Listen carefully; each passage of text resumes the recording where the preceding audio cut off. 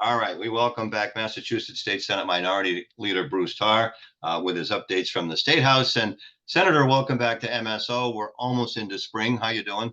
Well, thanks, Rick. I'm not so sure about whether we're in spring or not, given the temperatures we've been seeing over the last week or so. But I'm doing great, thanks. How are you? Excellent, excellent. Oh, the same. The sun's out. We had that surge of rainy weather all the time and windy, but yeah, the sun's out, so all is well. A couple of things that came out of your office that I do want to ask you about. One of which I know absolutely nothing, and that is something called an electric supply bill. Can you enlighten me? Yeah, happy to, Rick. And this is an important issue that we spent a lot of time yesterday in the Senate debating about. And really, it involves a situation that's been brought to our attention by consumer advocates and the prior Attorney General, who is now the governor, and the current Attorney General. And essentially, the issue arises around a deceptive business practice by some retail electric suppliers.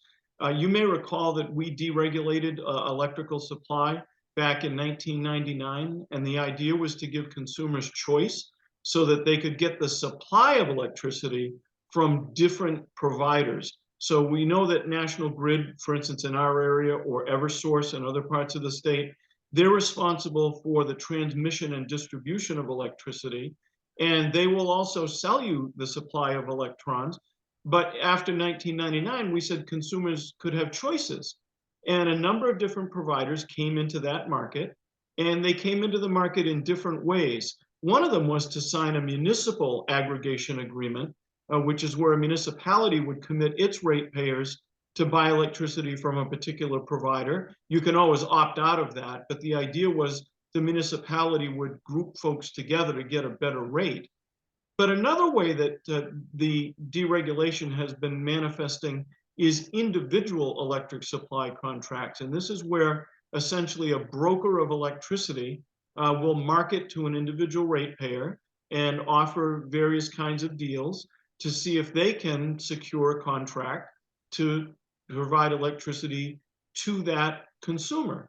Bearing in mind, again, that transmission and distribution is always supplied by one of the two major utilities in the eastern part of Massachusetts and others as you go west.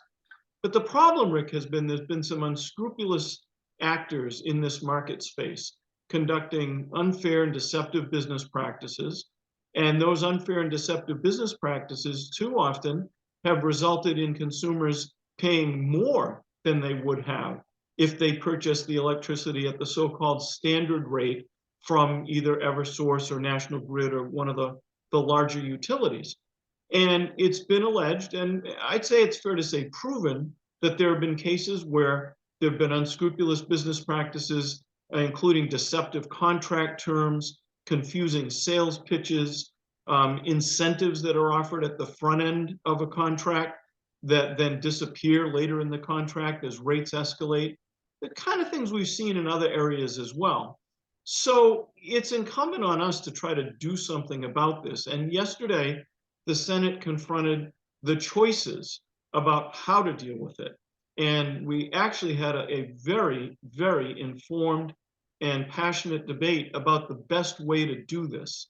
So the Committee on Telecommunications, Utilities, and Energy, on which I sit, actually recommended two options. One of those options went to the Senate, and one went to the House. And the option that got reported to the Senate was a bill that was filed by Senator Creighton from Lynn, and it essentially said these companies would not be allowed to continue to operate. There would no longer be the ability for a retail electric supplier to enter into a new contract with a consumer in Massachusetts or renew an existing one when it came due for renewal. That was one option. The other option was the bill that got reported to the House that was filed by Representative Tacky Chan from the South Shore. And that bill said, we're not going to eliminate choice wholesale, but we're going to put guardrails around it. We're going to say that you have to post a $5 million bond to be able to be in this market. We're going to increase the penalties for violations.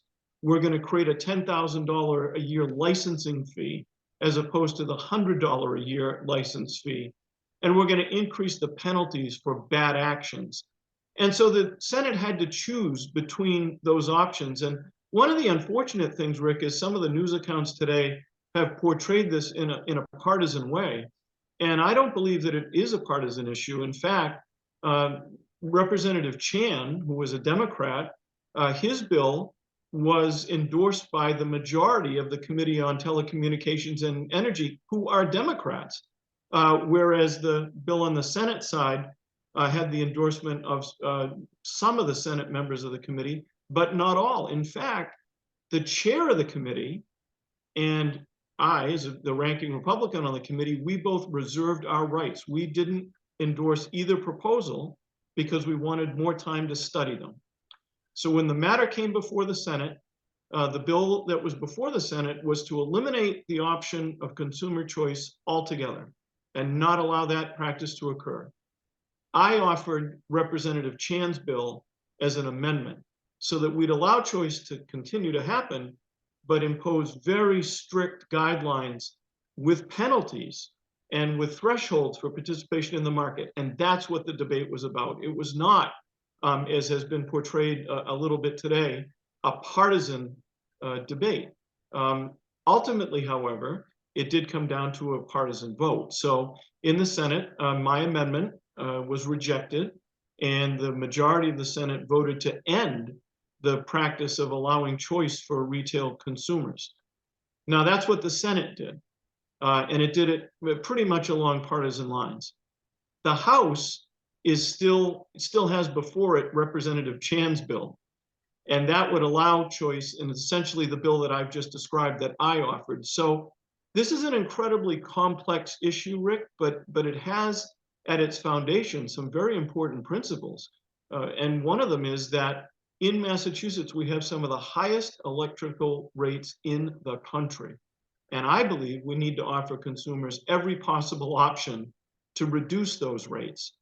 The second thing is a lot of the retail electric suppliers that market directly to consumers put in their bundle of electricity that they're selling renewables and energy generated from renewable sources as opposed to renewables or energy generated from carbon-based sources.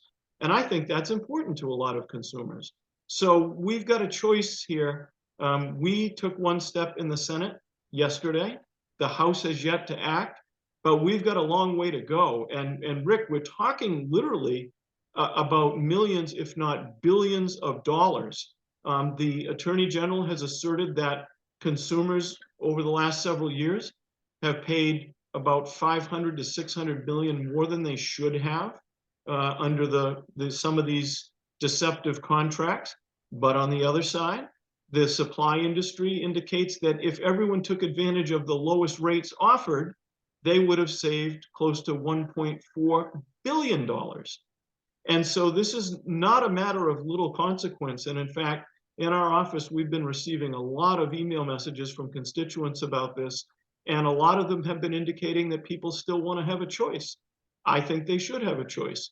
But it's a debate, Rick, that maybe wouldn't have gotten much attention, and I wanted to talk to you about it today because I know that the folks that tune in to MSO are concerned about issues like this, and I wanted the opportunity to explain as best I could, and I hope it wasn't too confusing, what's been happening with this issue.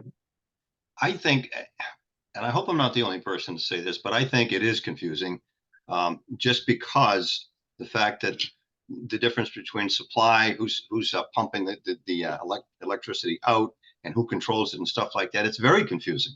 Yeah, it is. All right, well, what's next? It's a confusing subject, but we're going to continue to communicate about it and appreciate the chance to speak to it a little bit today.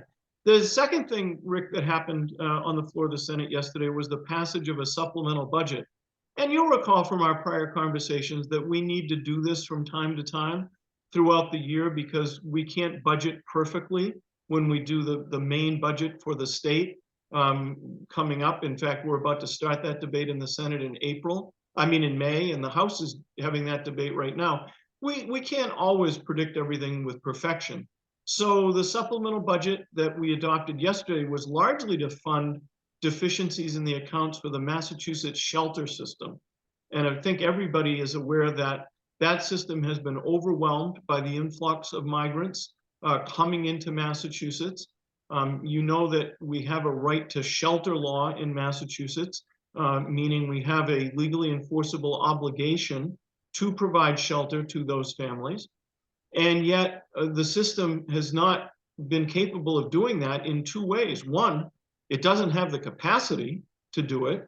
And two, it hasn't had the resources to do it. And this situation was not predictable. That this was an unforeseen set of circumstances that are costing a tremendous amount of money. And so yesterday, the Senate adopted a conference committee report.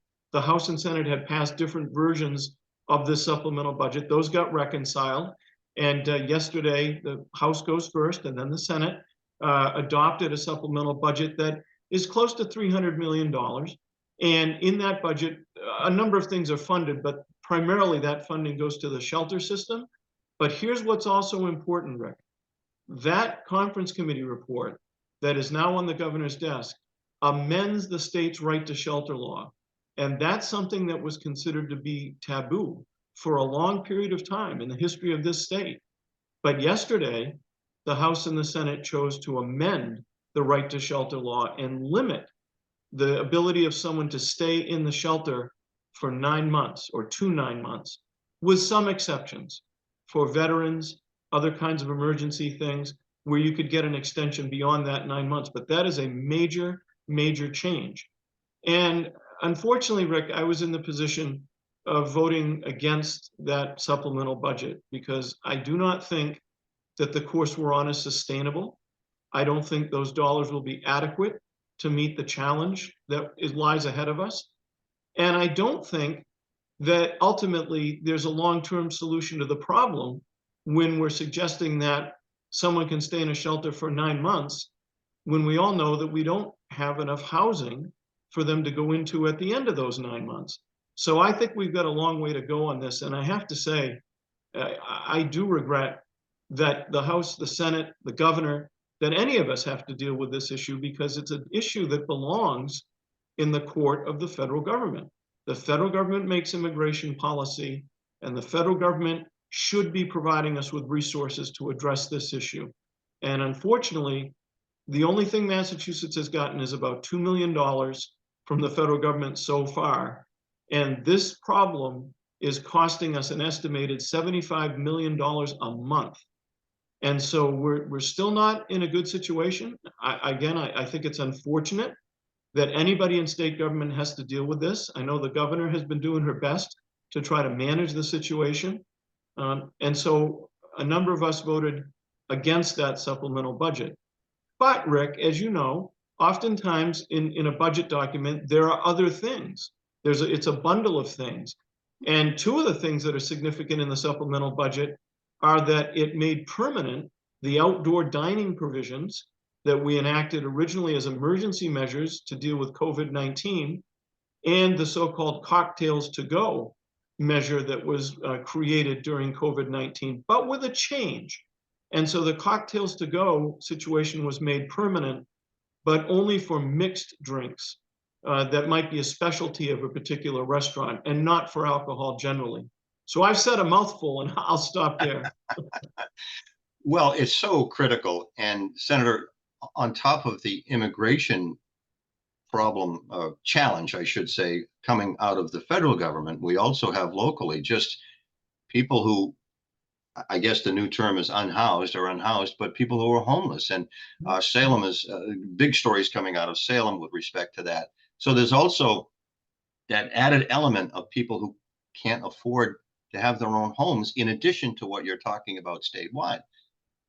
Is there any hope that you have heard in your dealings with all of this, that someone somewhere, whether it's locally, regionally, nationally, is coming up with some ingenious idea to take care of this nationwide, maybe worldwide? I mean, this has been ongoing and it's getting worse and worse and worse. And I know this is an unfair question, but what I'm asking you, I think, is there any, have you dealt with people who have some creative solutions that are possible down the road somewhere, given funding or whatever it might be?